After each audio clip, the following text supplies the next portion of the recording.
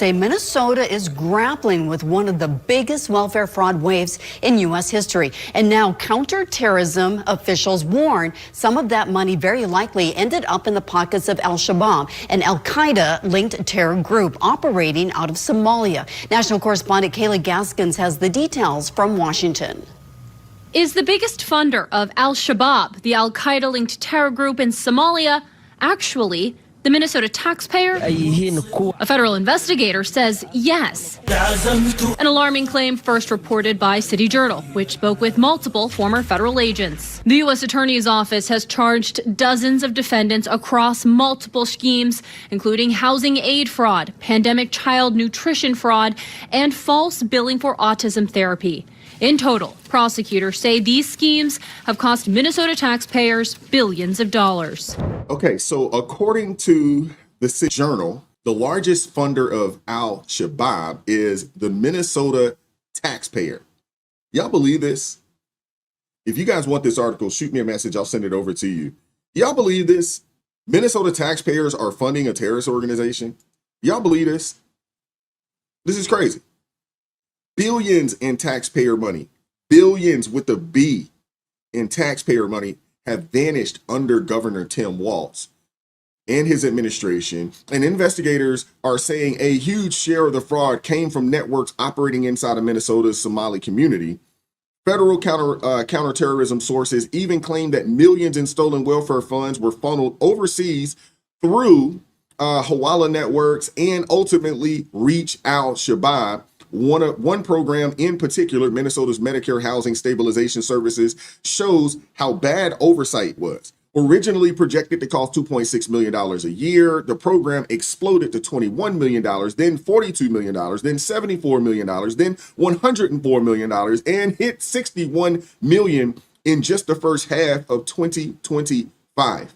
A former federal agent put it bluntly, this was the perfect setup for a large-scale fraud.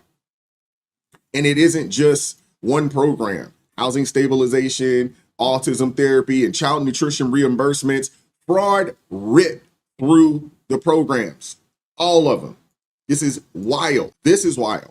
Federal prosecutors they've said that the vast majority of the claims in at least one program were bogus, and indictments have repeatedly featured the same pattern. Shell companies, fake invoices, kickbacks, and massive amounts of taxpayer cash disappearing.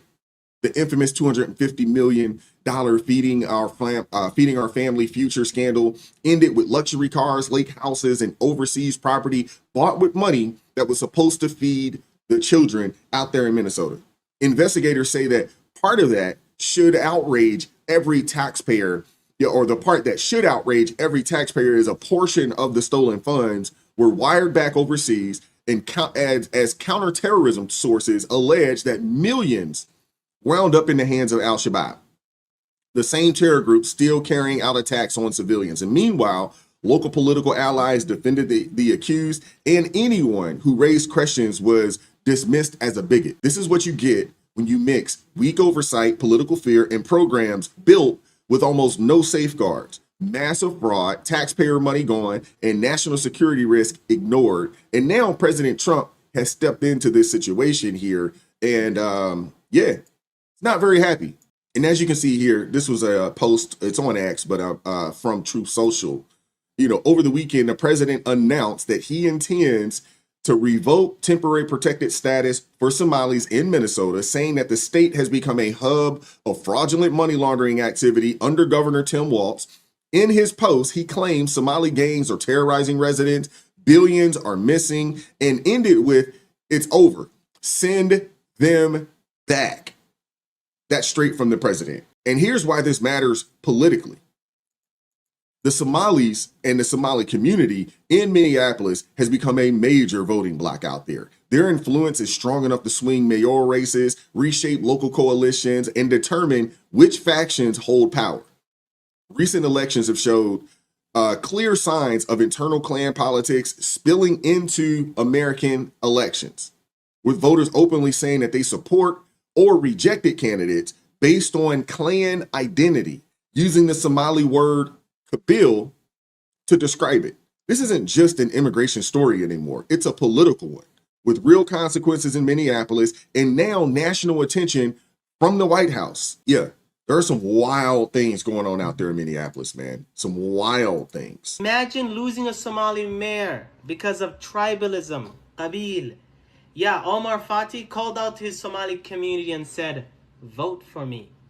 The Somali community responded, "What's your qabil?" Omar Fati, educated, qualified, confused, looks to his left and he sees his opponent, Jacob, being welcomed as Somali, given a tribe, Hawiya, and was giving a Somali name. His opponent got clan before vote. This is crazy. Even Ilhan Omar eventually had to step in and call out the political chaos happening in Minneapolis, man. She literally told local leaders that, hey, we came here to be one Somali. And now you're dividing into tribes in front of America. And honestly, that's embarrassing. That's what she said. It shows what happens when political factions import their conflicts into the United States elections instead of integrating into the civic processes already here. And while all of that infighting is happening, investigators are uncovering something even worse. Fraudulent autism diagnosis used to squeeze money out of Medicaid, housing, and stabilization programs. Fraudulent autism diagnosis is vile.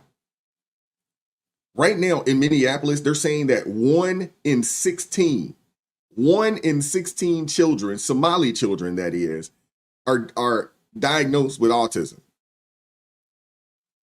Those numbers are crazy. It can't possibly be true though, right? But what they have going on, I mean, it's just vile. Completely unacceptable. Congressman Tim Burchett had one of the strongest responses to this entire situation. Let me pull this video up for you guys. I want you guys to see this.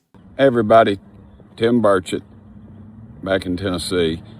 Hey, I've been reading a lot and watching the news on these Somalis in Minnesota and around the area that are ripping the system off, faking autism. You know, I've got one of my dearest friends has autism, and he just gets it every day, doesn't get any help, goes to school, does his thing, has a job, takes care of his Nana, and he's just a wonderful human being. To think that somebody is using that situation to rip off the system, to me, is unbelievable.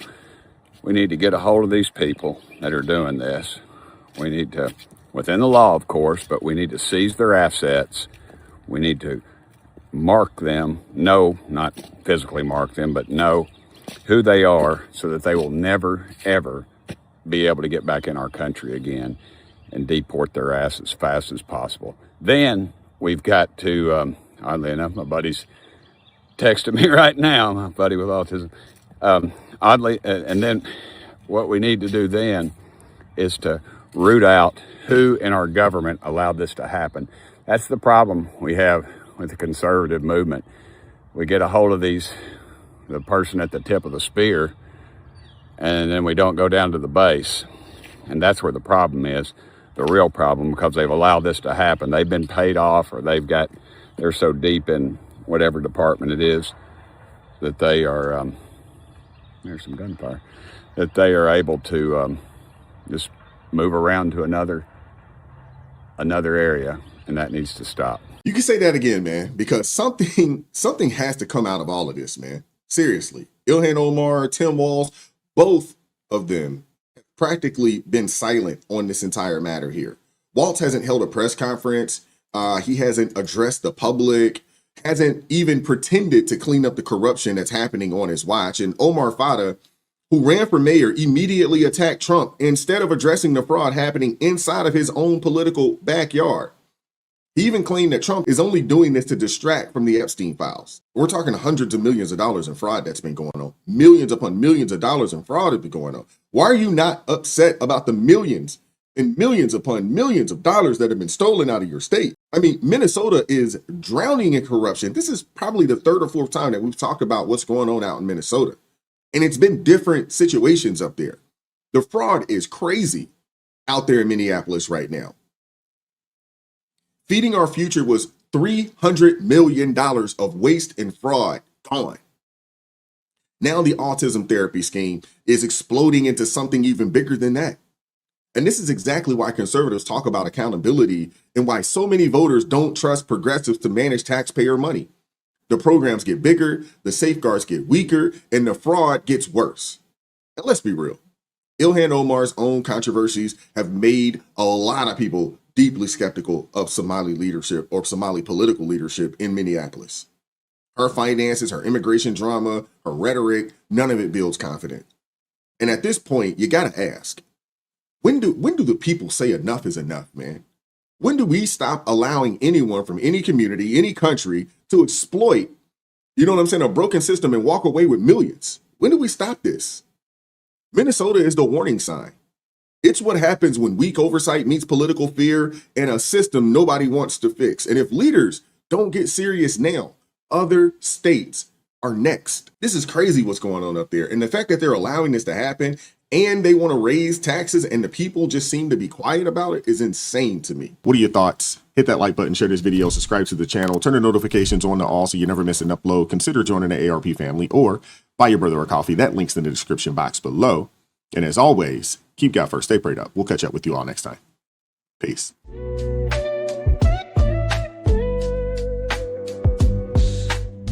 Vibes so raw, can't hide the truth. Words so sharp.